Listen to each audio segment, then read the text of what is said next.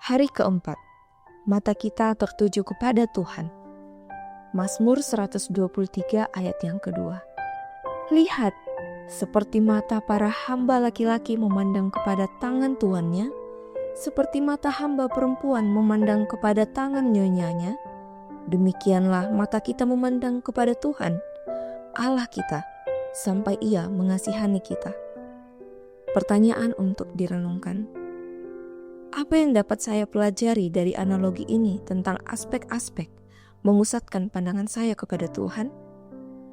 Bagaimana saya dapat menunjukkan dalam kehidupan sehari-hari bahwa saya menantikan Tuhan dan menantikan belas kasihan-Nya dengan keyakinan dan fokus yang sama seperti yang disebutkan dalam ayat tersebut?